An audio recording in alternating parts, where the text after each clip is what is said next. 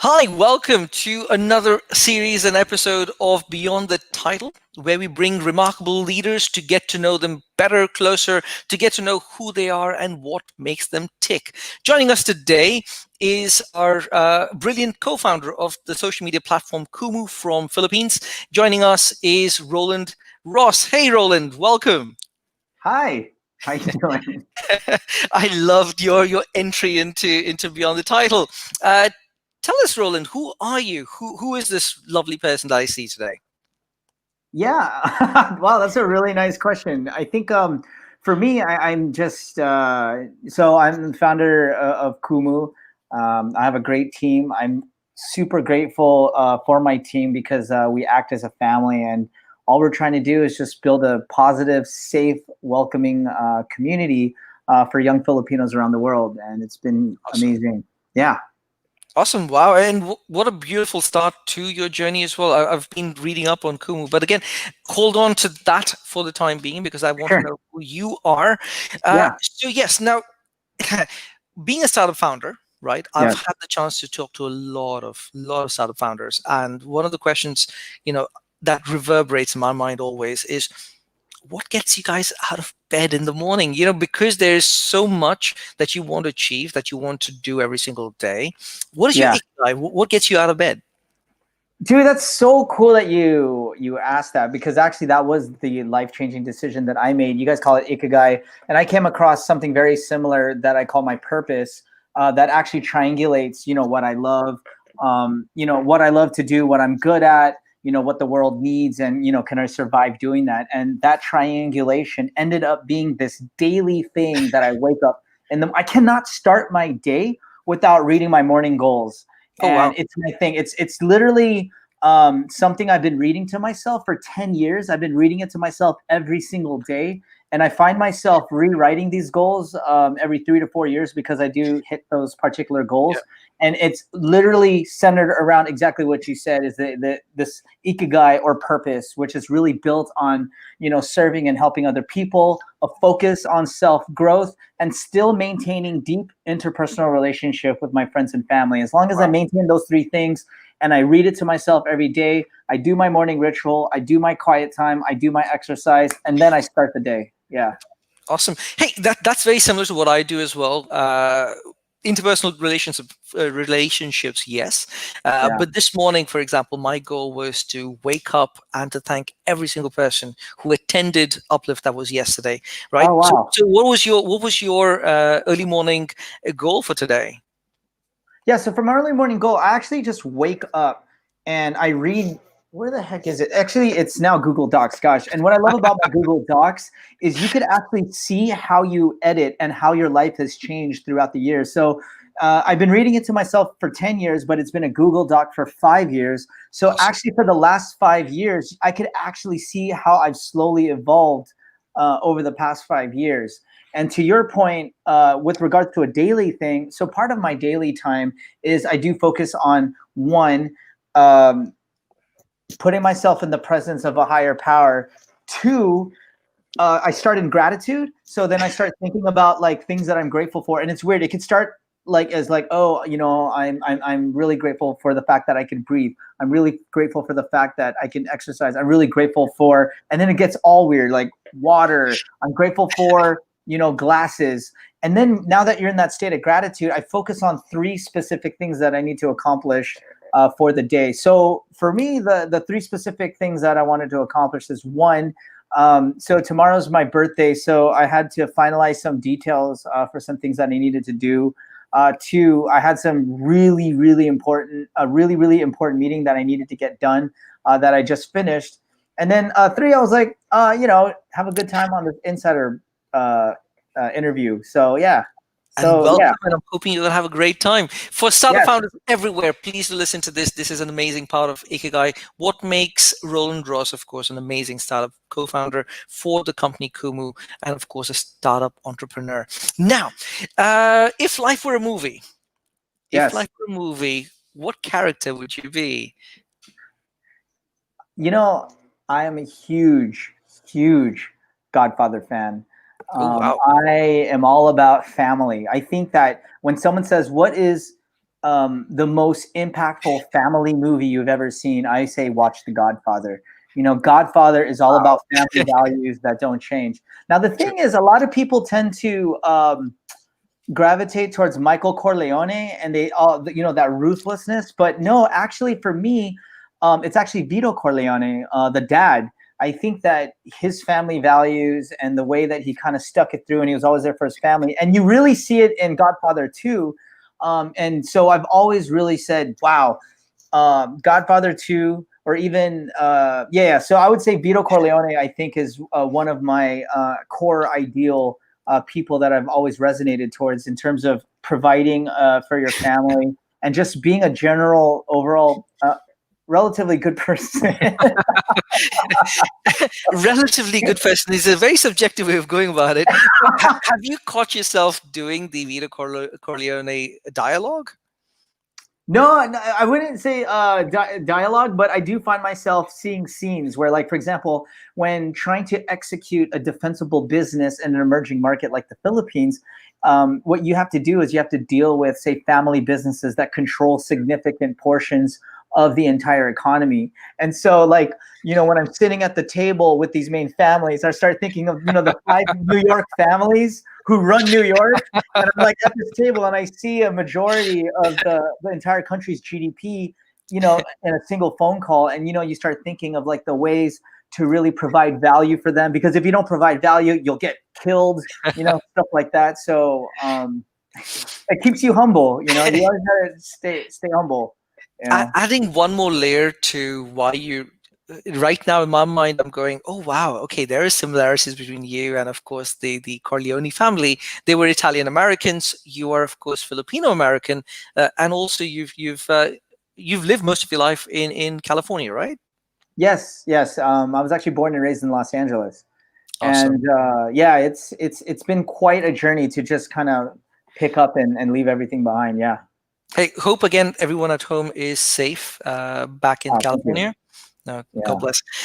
Right now, again, you're a startup founder. I'm bringing that back in a bit because, as most business people do, there is a hustle, right? There's a hustle, Yeah. everyday hustle. As you're Sure. talking about it, you keep yourself, structured. But apart from Google Docs, Yeah. which app helps you basically stay sane, stay, grounded? And yes, I need to do things today. Well, actually, so I hate to say this, but it's like, it's Kumu. I have to tell you guys, like, it's so crazy thinking about how this thing makes me sane. Like for example, Oh, I like this. This is like, good. if you look at this thing, this came from a user. This guy is an artist, Oe Ramos, and he was telling me something about like, because he downloaded Kumu, he was able to like find commissioned work, people actually commissioning him to do artwork, and he was so inspired by my mom raising me, right? He Oh, actually did wow. this legit painting. He provided a certificate of authenticity, and it was crazy. Like, this is a legit painting that he dropped off, and he found his girlfriend on Kumu that he plans to marry. And on top of Oh, that, wow. he showed me his leg, and he has a tattoo of our logo or our mascot on his leg. Like, stuff like that happens all the time, and I'm just like so amazed. And I feel like this sense of responsibility that it actually Wow. keeps me in check, that I'm building something that's around community. It has nothing about tech. It has Yes. nothing to do with my own personal thing, but I get these daily reminders of how I need to just really fight for these guys, you know? So Hey, that is kind of taking community to another level of family-like connection. And I yeah, love that you brought it up again. We're again hearing a lot about family. We're talking about how Kumu's been connecting not just Filipinos in Philippines, but Filipinos across the globe. And I yeah. think that's a brilliant thing you guys are doing. Let me try and download that. I haven't done that yet, so that's going to be me. If All you good. can, take a picture of that lovely painting if you can, and drop it to me on my LinkedIn. I'd love to share that. On seeing how much impact you're creating with Kumu.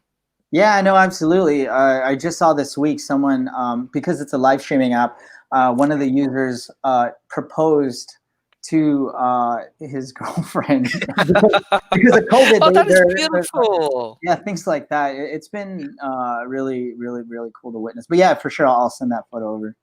Awesome. Yeah. Thank you so much. Now, Yes. if you could turn back time, right? Yes. We've all had this one moment where, is time travel possible? So if and you're a huge Marvel Avengers fan, so Yes. going back in Absolutely. time. So if you could turn back time, Yes. what would you have done differently at your very first professional experience, your job, or My So okay, so I'm really embarrassed. So my first job after college was so I'm 21 years old. I'm super super naive, and so I get this job at General Electric. So if you guys are familiar around what was going on in 2005 to this crazy financial crisis that occurred in yes, 2008. So when I graduated from college, I worked for General Electric. So I'm like, wow, General Electric. Okay, that's a legit place where I could save up money and eventually go back to the Philippines. But the job was they were in their consumer finance division, and my company was securitizing mortgages on Wall Street. If you guys don't know what that is, that ended up blowing up. bankrupt. Yeah, Yes, it did. And so, like, as a 21-year-old, I was like, I don't get it. I'm making so much money, and I'm listening to these mortgages. They don't seem legit, but this is General Electric, right? Like, it is legit, right? And then I'm like, okay, well, and we're selling it on Wall Street. As a kid, isn't Wall Street supposed to be like a legit? So I'm just like, okay, I'm just following things. But then I was like, why is this 21-year-old managing a $400 million book of business? And why am I driving around in a Jaguar and I bought a house at 21 years old, right? So I was just like, it's just not adding up. And I wish I knew that it was not legit. But at the time I thought it was, right? You're working for a company that owns NBC, that is one of sure. the largest appliance makers in the world. And so I saw this movie called Inside Job. And Inside Job talks about these people where Yeah. you short the market. And had I known that that was something that you could do, I would have totally done a short. That's kind of one of the things. So I'm totally not proud of it. The one thing I am proud of it about is that when the market did implode, I had a soul searching experience and decided. And so my father passed away at that Oh, time. sorry. And so, oh no, it was great because I was able to rethink my life. And that was when I decided to become an internet entrepreneur. So I walked away from the corporate life and decided to take a risk on being an internet entrepreneur after the financial crisis of 2007, 2008 happened. Wow. But yeah, but you said first job, and I was like, shit, I don't want to talk about this part of my life because it's so embarrassing. Hey, No but one needs to know about it. you've lived through one of the movies, as I've seen Inside Job. I love the movie, not of Yeah, course what they were doing, but I loved the movie. So yeah, again, I'll catch up with you after this interview to learn a bit more about it. Wow. yeah. Is this when you moved to the Philippines as well? No, so what happened was after the market imploded, I decided to be in internet marketing and internet marketing technology. And so I had an opportunity to actually. So while I was at GE, the silver lining was I actually every 2 years they give an award out to every 2 years to one of their 600,000 employees at the time, which was a community service award. And my humanitarian work was actually being recognized for basically a physical therapy center that was built for children affected by toxic waste contamination left Oh behind by wow. the U.S. military in the Philippines. And so when I got that award, they actually gave me a grant that I was able to give to that physical therapy center so that we could actually help the parents build livelihood ideas so that when they sell these jewelry trinkets, it created self-sustainable livelihood for the children who are affected by toxic waste contamination. And so I never gave up on that dream to the Philippines. The reason why I got that job at General Electric in the first place was so I could have a job to send money back. But as an entrepreneur, though, it freed me up that I had an opportunity to help start an internet company. And then when we sold that business for a good amount of money, I had the resources to go back and engage in humanitarian work. And I took a 2.5-year sabbatical doing community service and humanitarian work full time, back and forth, going to the Philippines. So yeah, Remind me to catch up with you because there's a lot to work with you on, and there's a lot of ideas I want to bounce off your head for that. Now, awesome. hey, you've done quite a bit, and I'm guessing it's an essential part of being a leader to Mm, have that kind of humanity to kind of think about your extended community, not just yourself, or yeah. building an empire for yourself. Which again, I see a lot in the founders of Insider. I've seen that with our partners whom we work with. Uh, what is that one leadership challenge that you go through even today, and that you're trying to work on? The number one thing is, I was just greeting. We had a Zoom call, and it was an orientation for our new hires for this month, and it was like 10 people that we hired this month, and it's hard because I'm such a culture person. Before COVID, we were like 50 people, right? And then now, uh, post COVID, right now, because we're one of the, we're doing pretty okay. We're now closing in on 100 people, and so if you think about that, there are more people that we've hired during COVID on the team than there were before COVID even happened. And so my biggest Wow. concern is culture. Most of my team right now, as we speak, we hired during this A crisis. lockdown, work from home. Yeah, yeah, And, okay. and so that's why, and I was looking at, we're just talking about right now, and I'm just looking at the new hires, and I'm trying to tell the founder story. Of course they're getting excited about it, but it's just like we're kind of missing that kind of link. And what's challenging is when I talk to, say, like, these billionaire investors, or talking to some of the oldest business families in the country, asking them, hey, when you guys went through a similar challenge, in terms of how it impacted culture, what did you guys do? And they're like, this is the first time in our history that this has happened, so I don't know. And so it's like we're all in it together, Wow. trying to, how do you maintain culture in this COVID world? So that's Sure. definitely big my challenge. Hey, cool. There are some amazing tips that our Insider HR team uses. We're still, as you mentioned, right, we have been also expanding. We've been growing. I know we're still hiring people in the Philippines as well, but across the globe in all our different offices. And are you also growing? Are you still looking for people? Yeah, absolutely. I think right now we're going to make some big investments in our local technology team. Yeah, we've been aggressively growing because we are well within a lot of what we call our Series B internal goals. We just Awesome. recently closed our Series A round earlier this year. But Congratulations. yeah, it was crazy. Imagine these wires coming in, and no one knew COVID was about to happen.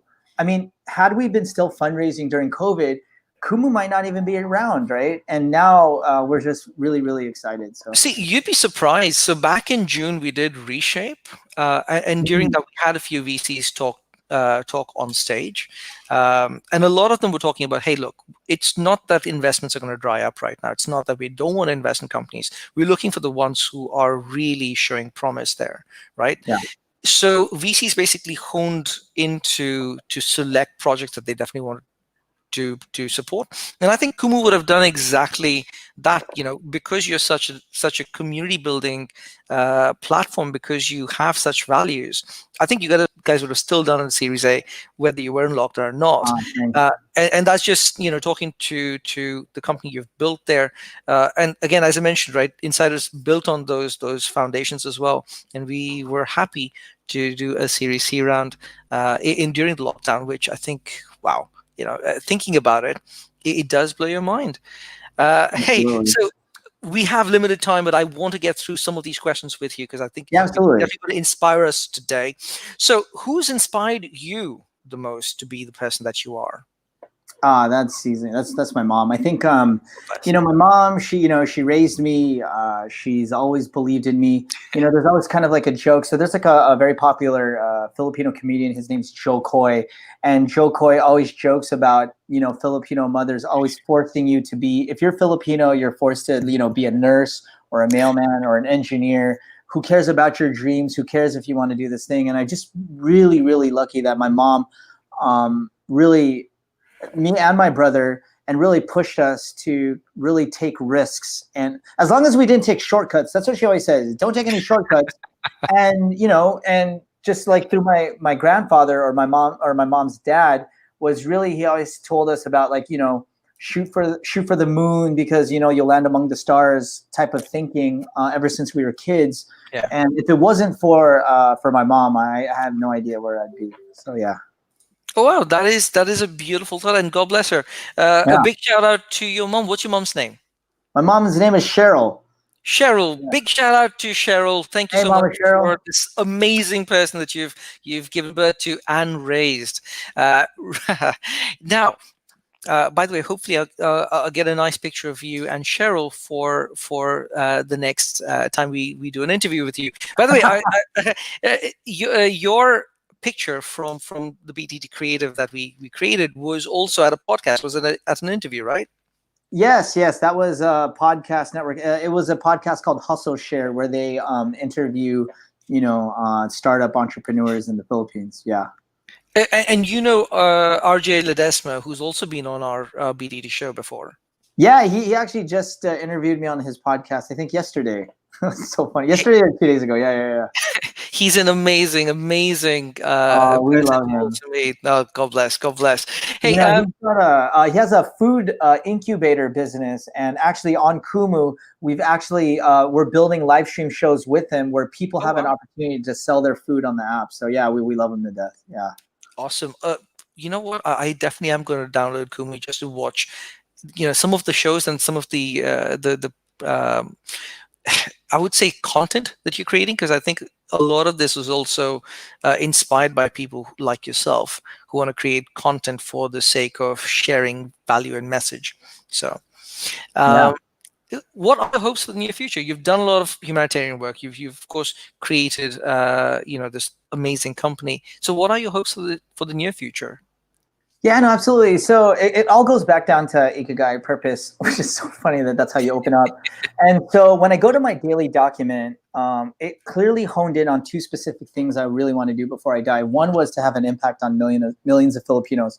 And it's starting to look like, wow, I think Kumu might be that thing, right? And then secondly was this opportunity to focus on what I call in the Philippines a leadership problem and mentoring 500 purpose-driven leaders before I die, because my argument is Kumu is not actually what's going to be my biggest impact on the Philippines. It's actually helping 500 people find their own personal Kumus that have impacts on millions, or I don't know, whatever the purpose is called to them, that mentoring those 500. Now, the problem is a lot of people tend to do too much at the same time, right?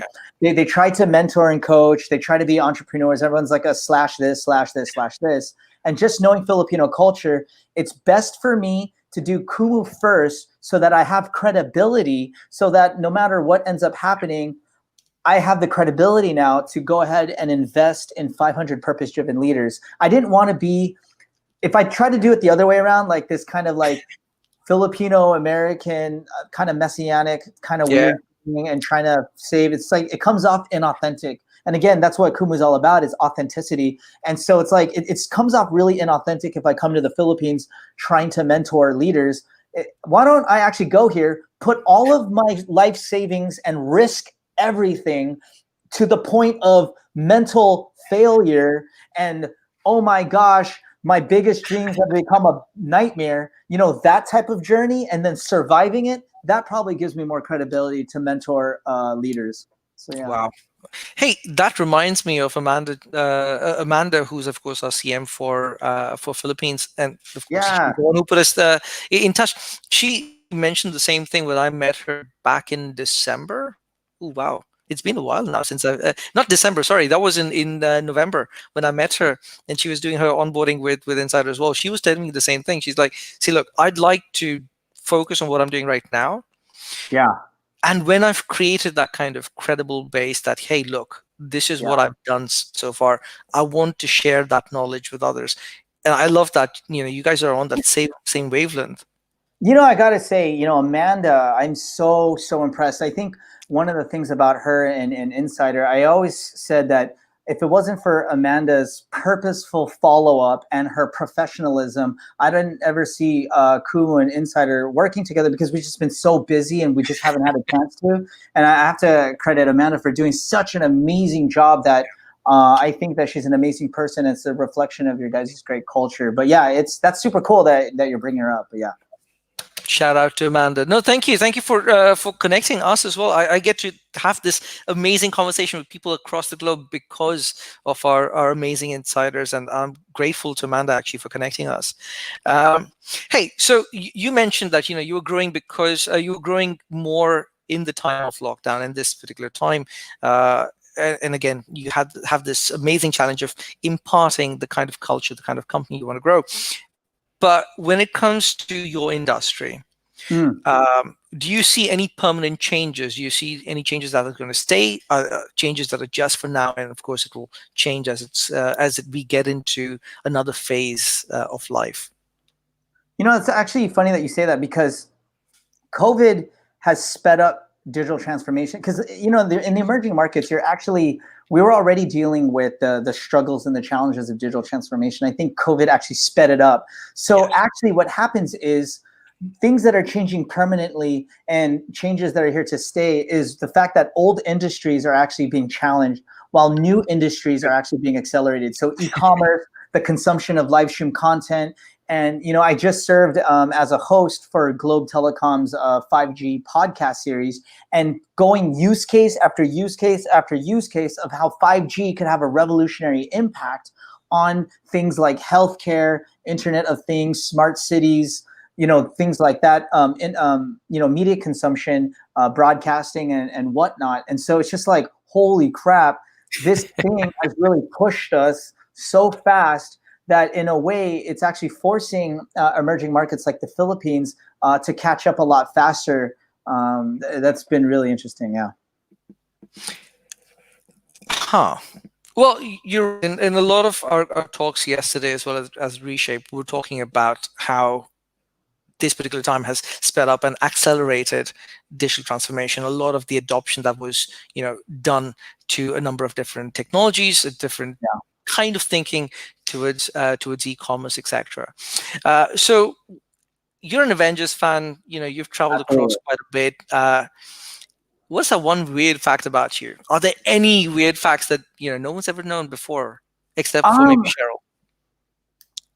So maybe Cheryl, I think for my mom, I think one thing is, so I'm bald, right? And so there was a time when I had hair, and I was actually more known for like spoken word poetry or hip hop culture. It was hip hop culture. So back when my mom, so she would work late at night, and she would be tired and those types of things. So me and my brother actually had to take care of ourselves a lot while she was working late at night. So what we would do is we would bring our turntables, put it in the kitchen, and I would practice my DJing, or my brother would actually get out the linoleum and start breakdancing. So hip hop culture was super important for us, that a lot of times the hip hop culture doesn't show when I'm doing a lot of my entrepreneurial things. But, sometimes I'll do like a beatbox, like, or, talking about the lyrical times and, just rapping or those types of things. But yeah. Do you have something for us today? No, I mean, that was just a little bit of beatbox right there, but yeah. Hey, that's cool. That is cool. If you're doing a full set, let us know. I'd love to capture that for our audience as well. Absolutely. Hey, this is amazing. Now, because we spoke of Cheryl, because we spoke of how you and your siblings grew up with hip. What's your favorite bedtime story? My favorite bedtime story? The one, it's so funny because I was just thinking about this. So David Flores, one of my favorite hip hop artists, commissioned this work of this guy named Max. And Max, to me, was my heart. He personified my spirit. So if you guys don't know Max is a character in this children's book called Where the Wild Things Are. And Where the Wild Things Are is about this crazy child who has this crazy imagination and is hanging out with monsters and stuff like that. And if you read between the lines, you will see a fiercely independent spirit who has the ability to transform the personalities of all these scary monsters. But at the end of the day, he's just lonely and just wants to go back home.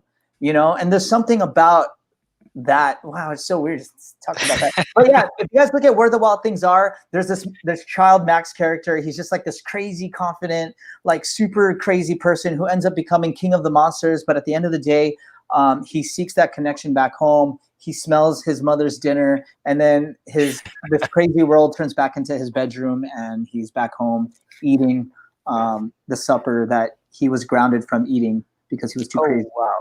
Yeah. Everyone who's watching right now, please do pick up your book of Where the Wild Things Are. Yes. By could you Marie repeat? Sendak. Marie Sendak. Yeah. Marie Sendak. Yeah. I'm going to check that out on Amazon. Thank you. Thank you so much, Roland. It was amazing speaking with you. Amazing catching up. Awesome. Thank you so much. Cheers. Hey guys, for everyone tuned into BTT, please be aware that we are here every Thursday, 4 p.m.